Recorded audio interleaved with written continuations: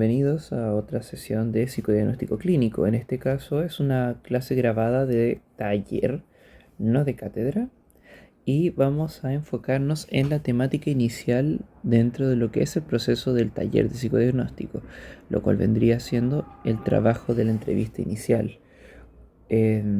Sabemos que la evaluación diagnóstica es un proceso que implica tanto la redacción de un informe a partir de una batería utilizada en dicho paciente evaluado, pero previo a la evaluación, previo a la redacción del informe, está la entrevista inicial. Y la entrevista inicial se puede basar en varios aspectos que son relevantes a la hora de nuestro psicodiagnóstico clínico. El primero de todos es basarnos en una estructura que debe ser coincidente a la del informe, que también nos puede dar algunas pistas de podemos, cómo podemos hacer ciertas preguntas y tomar ciertos rumbos en nuestras entrevistas con pacientes. El segundo punto o aspecto a considerar se trata del motivo de consulta, es decir, el motivo que trae el sujeto para poder trabajar en el caso, que muchas veces sabemos que no se ve reflejado con lo que uno encuentra finalmente como caso de trabajo, que es lo que se conoce comúnmente como motivo de consulta latente y manifiesto. Sin embargo, más allá del motivo de consulta como tema de trabajo, es cómo el motivo de consulta en sí nos colabora como un elemento vital a la hora de recabar información. El tercer aspecto consiste en el uso del lenguaje verbal y no verbal, es decir, cómo nosotros hacemos uso de nuestra lectura del lenguaje para poder considerar aspectos que son relevantes o no para el sujeto, según cómo responde en su corporalidad, en su tonalidad, en la rapidez con la que empieza a hablar o en el contacto visual que esté realizando. Finalmente comprendemos que todo este proceso es una entrevista, es un proceso inicial en una evaluación y posteriormente en la elaboración de un psicodiagnóstico. Por lo tanto, necesitamos tener siempre presente el encuadre del proceso de evaluación. En cuanto hablábamos de la primera parte, que era la estructura del informe, nosotros en nuestro taller anterior hablamos sobre distintos aspectos que tenía que tener el informe basado en un psicodiagnóstico, ¿no? Como toda evaluación psicológica, recabamos datos personales del paciente.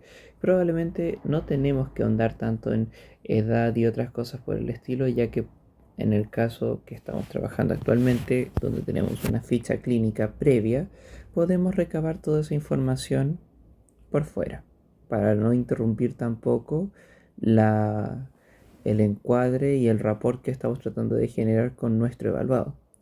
Sin embargo, dejando de lado los datos personales, comprendemos que hay otros aspectos que son relevantes de obtener durante nuestra conversación con el evaluado, que tiene que ver con nuestros antecedentes relevantes, ¿no? Antecedentes que nosotros podemos comprender como antecedentes biográficos, familiares, laborales, previos a la sesión, relacionales, etc.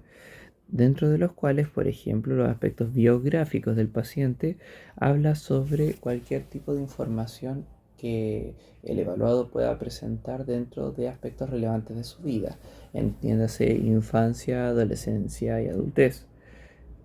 Y claro, basándose probablemente en una sola de esas etapas o dos de esas etapas si el paciente es un menor de edad, llámese un niño o un adolescente. Pero en el caso de un adulto podemos hablar de antecedentes biográficos como aquellos que engloban toda la biografía del paciente, ya que según sea el motivo de consulta vamos a obtener mucha información que va a ser enriquecedora para el caso. Por otro lado, en los antecedentes familiares podemos hablar de dichos aspectos, de dichos antecedentes en dos aspectos. Podemos hablar tanto de lo que es familiares en aspectos de familia nuclear, familia nuclear o familia extendida. ¿Qué se entiende por eso? Comprendemos entonces que podemos preguntar por antecedentes basados en la familia nuclear, que es aquella en la cual el evaluado se encuentra en este minuto y considera como su núcleo más relevante, En el caso de un paciente que ya ha hecho su vida, vida de pareja, vida de familia, comprendemos que esa es su familia nuclear y todo el familión, como podríamos decir informalmente, es lo que se entiende como familia extendida. Padres, hermanos, tíos, abuelos por ambas partes dentro de la pareja. Toda esa familia corresponde a lo que es familia extendida.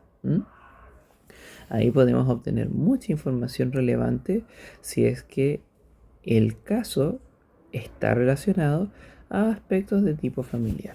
Si hay conflictos o temáticas dentro de la parte familiar que requieran ser evaluados con algún instrumento correspondiente, que podría ser un test de la familia, podría ser un test de HTP, podría ser cualquier instrumento en general que nos permita medir personalidad y que podamos contrastar con alguno de esos test proyectivos, etcétera, etcétera. Por otro lado, también tenemos antecedentes laborales, pensando principalmente en laborales como un adulto promedio.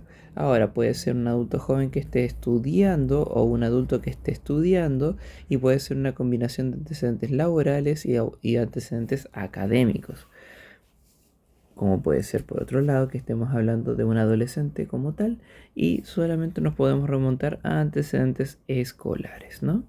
Pero en el caso de un adulto podemos verlo como aspectos académicos o laborales o académicos y laborales. Por otro lado tenemos un tipo de antecedente que son los antecedentes previos a la sesión, dentro de los cuales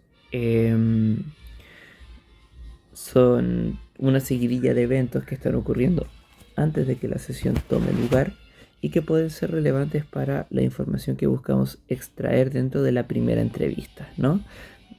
Que puede incidir tanto como lo que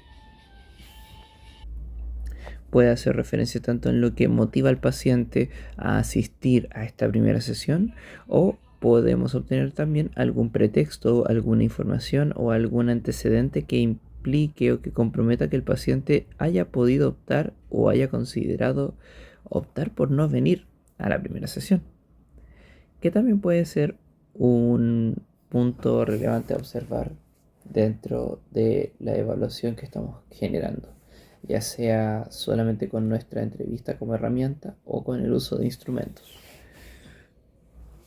Por otra parte, tenemos los antecedentes relacionales que vienen al caso si es que el motivo de consulta engloba pareja, esposa, familia, a nivel, digamos, más afectivo, ¿no?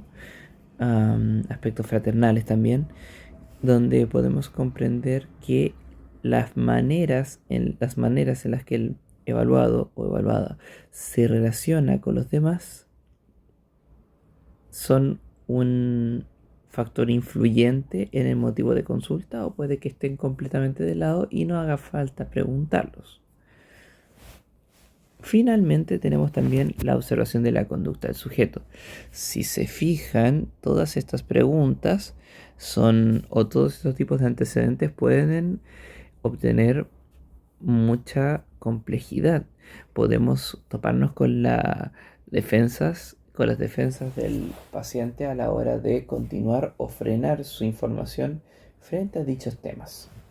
A lo mejor puedes toparte con un evaluado que quiera hablar mucho de aspectos familiares, pero no quiera enfocarse directamente a lo que tiene que ver con la relación con la familia, que es una disonancia que eventualmente puede darse a alguien que habla de familia, pero que no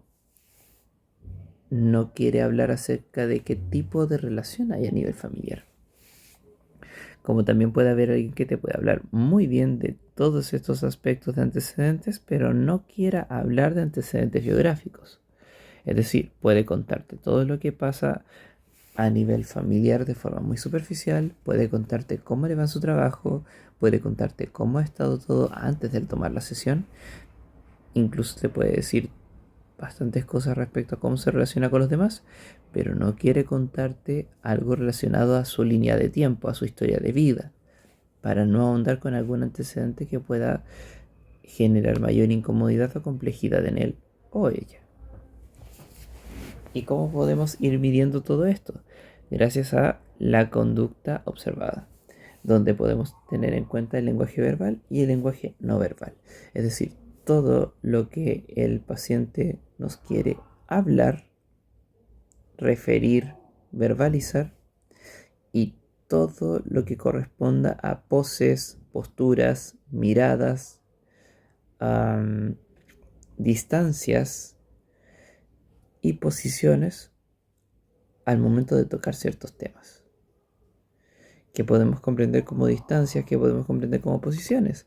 Nosotros cuando vemos lenguaje verbal y no verbal podemos considerar muchos aspectos relevantes, cómo la persona está sentada, cómo la persona está apoyada en la mesa de la consulta o directamente distante de la mesa. Podemos ver si está de brazos cruzados mostrando negación ante lo que preguntamos o ante lo que está hablando. Como también podemos observar si está generando contacto visual con nosotros durante el transcurso de la sesión o lo está evitando constantemente, sugiriendo que no se siente a gusto con el motivo de consulta y su manifestación dentro de la sesión de entrevista, lo cual también es información. Más allá de que pudiese ser un gatillante de que paremos la entrevista, es un referente de información por el cual podemos seguir preguntando y generar un consenso de que necesitamos llegar al fondo de ciertas temáticas, si es que son relevantes al motivo de consulta y a la evaluación posterior. Por otro lado, lo que corresponde dentro de la redacción del informe a resultados o conclusiones y sugerencias no viene al caso de esta sesión ni de este video, ya que como estamos centrándonos en la primera entrevista, solo nos interesa saber todo lo que engloba la primera sesión. ¿Y por qué hablo del informe en la primera sesión entonces? Porque todo el recabado de antecedentes es multifacético. Como puedes observar, podemos irnos por varias áreas, todas distintas, que todas van a arrojar tanto preguntas distintas como reacciones variadas y nos puede desencadenar en resultados que van a contribuir nutritivamente a la hora de realizar las evaluaciones psicológicas. Así que nos quedamos hasta acá con antecedentes y seguimos con otros aspectos importantes dentro de la realización de nuestra primera entrevista. Cuando hablamos del motivo de consulta, por otro lado, tenemos que considerar esos dos aspectos que se repiten mucho a la hora de un trabajo con pacientes, ¿no? El motivo de consulta latente y el manifiesto. ¿Qué es lo que significa latente y manifiesto? Cuando un motivo de consulta es manifiesto, es cuando tú entiendes que es el problema por el cual la persona llega a la consulta. Es la demanda por la cual la persona viene.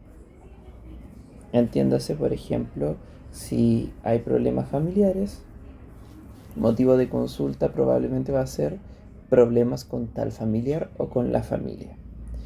Sin embargo, ese motivo de consulta es manifiesto, es lo que la persona dice que es el problema. Si empezamos a preguntar y empezamos a entrevistar al sujeto, podemos encontrar varias cosas que están detrás de ese problema en sí. Y empezamos a encontrar lo que implica ese problema. ¿Tienes problemas familiares? Probablemente hay una falta de comunicación o una falla de la misma comunicación. Por lo tanto, el motivo de consulta latente vendría siendo problemas de comunicación. A pesar de que el motivo de consulta manifiesto era problemas familiares. De lo manifiesto, que es lo que uno dice, sale o está detrás lo latente, que es el gatillante del problema manifiesto. Por ejemplo, me voy a agarrar de aquí abajito para poder explicarlo. Motivo de consulta manifiesto. Problemas con mi hijo. Un padre o una madre que dice que su motivo de consulta manifiesto, es decir, el motivo con el que él o ella llega a la consulta, es que tiene problemas con su hijo. ¿Vale? Nosotros empezamos a trabajar, empezamos a hacerle muchas preguntas respecto a cómo se lleva con su hijo, qué relaciones tenía, con su familia cuando el paciente era pequeño, no cuando su hijo era pequeño. Y eventualmente vamos a ver que hay muchos patrones que son coincidentes, que son relevantes y que empezamos a hilar con el problema actual, con el motivo de consulta manifiesto.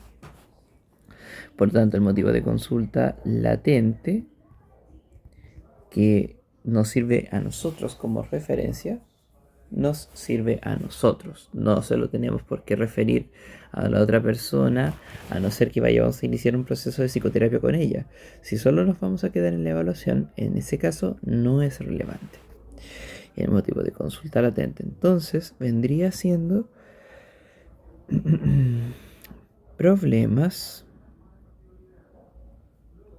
de comunicación. Problemas de comunicación, ni siquiera problemas de comunicación con su hijo, problemas de comunicación como tal. Ahora, el motivo de consulta es solamente una piedra angular, es un pilar, es un primer empuje para poder comenzar con todo el proceso, pero no es el proceso en sí. Faltan varias cosas que tenemos que tener en cuenta y que no podemos dejar de lado. Por ejemplo, estamos en una entrevista donde nosotros tenemos una postura literal y también una postura personal en términos de ideologías, motivaciones, observaciones y pericia, ¿no? Recordar que nosotros siempre dejamos de lado a la persona y ponemos de frente al profesional para poder hacer las preguntas y proseguir dentro de la primera entrevista, ya que toda la información vital va a salir de aquí. Lo que venga en sesiones posteriores son solo remanentes de lo que debió haber salido al momento de responder la demanda, ¿ok? Entonces procedemos a una herramienta fundamental dentro de la entrevista psicológica, que ya de por sí es un instrumento relevante e indispensable para el profesional de la salud mental. Tipos de preguntas. ¿Cómo preguntar? Popularmente se habla de preguntas abiertas y preguntas cerradas, donde las preguntas abiertas son aquellas que nos permiten explayarnos, mientras que las preguntas cerradas son aquellas que puedan responderse fácilmente con un sí o un no. Un sí o un no, o un quiero o no quiero. ¿Ah? Preguntas que pueden ser fácilmente desviables. A pesar de que todos podríamos decir que cualquier pregunta se puede responder con un sí o un no, un quiero o no quiero, que te importa, no me importa, si me importa. Pero en realidad son preguntas que, aparte de la forma en la que se responden, son muy determinantes de un aspecto que no podemos ignorar. Estas preguntas se nutren de una relación, mejor lo vamos a colocar más abajito. Estas preguntas se nutren de una relación.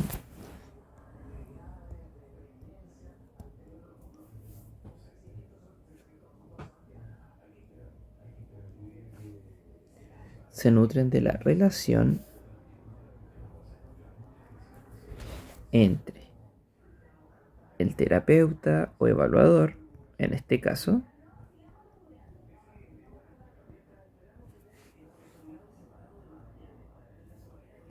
y el paciente,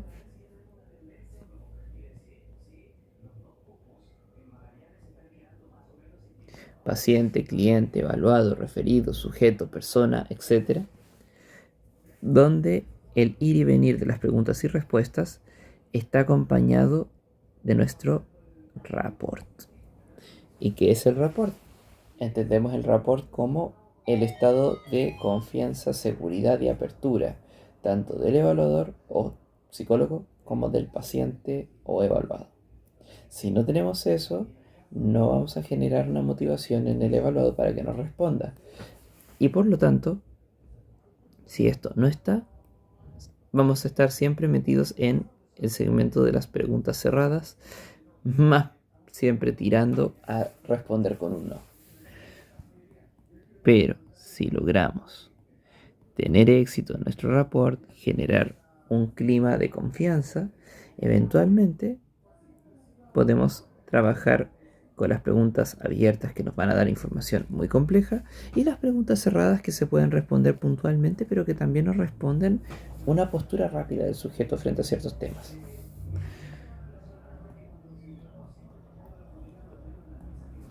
Ahora, por ejemplo, si yo me pregunto, ¿qué tipo de preguntas pueden ser preguntas abiertas? Podemos comprender como preguntas abiertas todas aquellas que invitan al evaluado a explayarse de un tema. Por ejemplo, pongamos un tema sobre la mesa. El tema va a ser carrera. La carrera del sujeto, pensando en que nuestro evaluado es un estudiante de alguna carrera universitaria. Como nuestro evaluado es el estudiante de una carrera universitaria, nuestra pregunta abierta debería ser: cuéntame sobre tu carrera.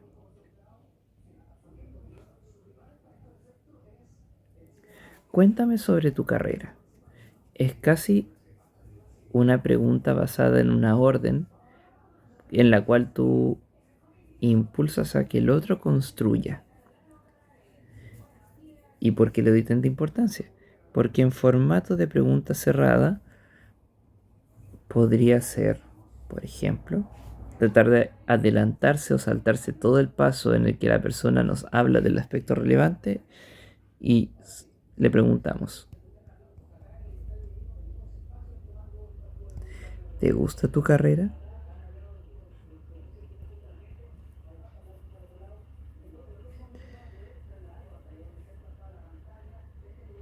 ¿Te gusta tu carrera? Puede responderse con un sí o un no.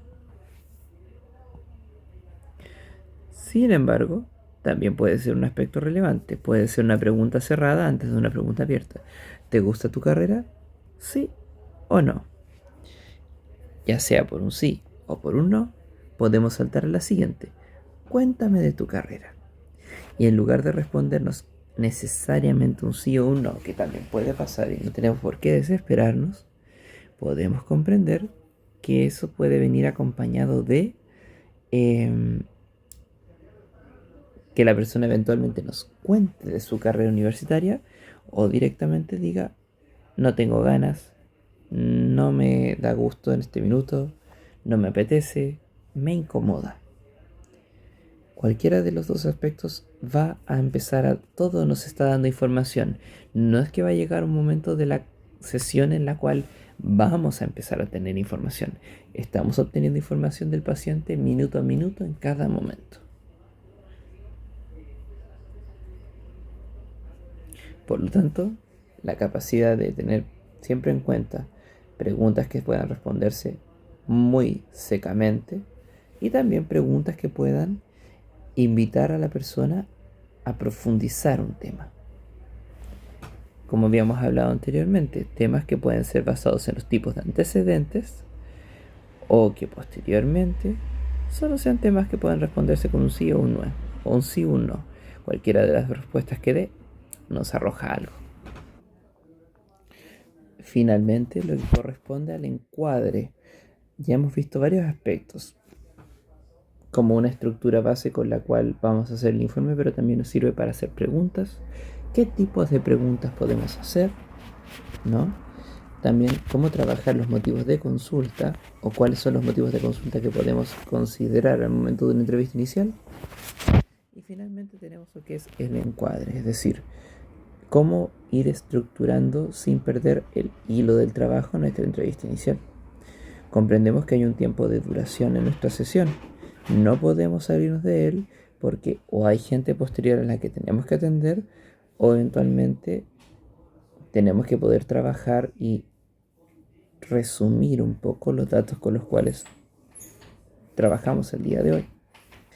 Por lo tanto, siempre tengamos en cuenta el tiempo de duración de nuestra sesión, ya sea 45 minutos, 50 minutos o una hora. No es necesario que estés mirando un reloj cada rato, solamente basta con que tengas una noción de que no tienes todo el día para hacer esta entrevista, pero tampoco tienes 20 minutos. Por otra parte, ¿cómo dirigir la sesión? Comprendamos que una sesión de evaluación, así como una sesión también de psicoterapia, pero en este caso nos centramos en que es una entrevista inicial de una evaluación psicológica, vamos a tener una primera parte de la entrevista que consiste en la introducción al tema. ¿Qué quiere decir esto? Por acá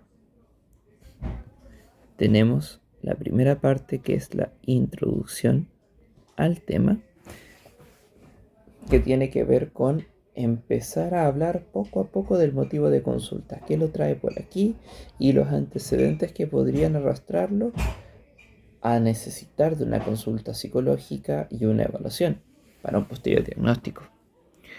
Dentro de lo mismo, tenemos un desarrollo, una sesión de desarrollo como un intermedio, como una parte gruesa de la sesión a desarrollar, donde profundizamos las temáticas. Exploramos algunos temas que quisieron pasar muy por debajo del radar, pero que nosotros como observadores sabemos que son temas que también contribuyen al motivo de consulta, por lo tanto, los vamos a conversar. Y eso nos tiene que poder empujar poco a poco a hablar acerca de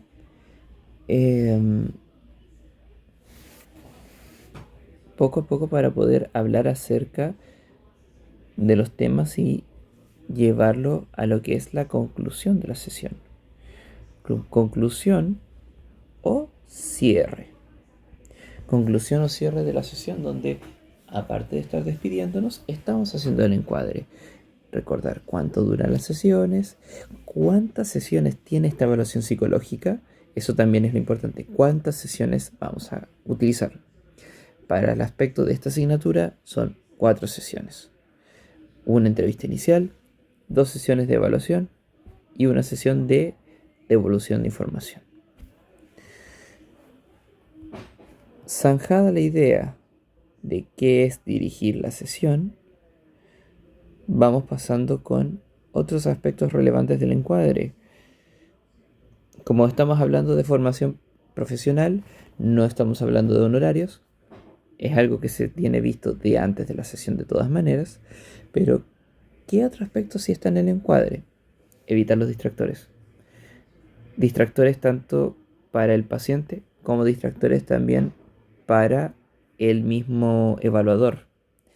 Es decir, no empezar a contaminar la sesión con información nuestra que va a distraer al evaluado de su motivo de consulta y se va a convertir en una conversación.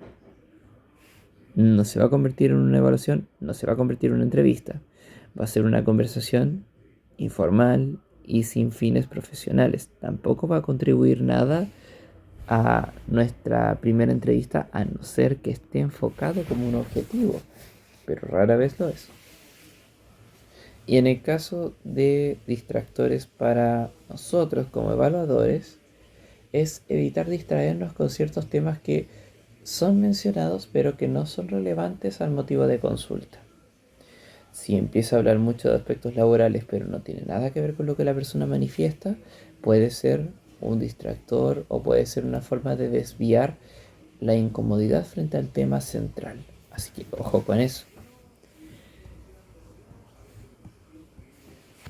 Y finalmente, condiciones posteriores, que es lo que venía diciendo sobre la cantidad de sesiones, lo que se podría trabajar sesión a sesión. Siempre es bueno tenerlo en mente. Y por último, tipos de reflejo. Cuando nosotros entrevistamos, vamos a obtener muchas respuestas que no van a ser muy profundizadas inicialmente, pero que para nosotros es muy importante que puedan profundizarse porque pueden ser temas que realmente contribuyan al desarrollo de nuestro informe y nuestro diagnóstico. Por lo tanto, necesitamos tener en cuenta ciertos reflejos. Partiendo por parafrasear. Parafrasear implica repetir lo que la persona comentó para ver cómo le sienta escucharlo desde afuera. Si una persona te dice algo como, por ejemplo, no lo sé, te dice algo como, los amigos son enemigos que no tienen el valor de destruirte. Tú eventualmente repites esa misma frase y le preguntas a la persona, ¿cómo se siente escucharlo desde afuera? ¿Y por qué menciona esta frase?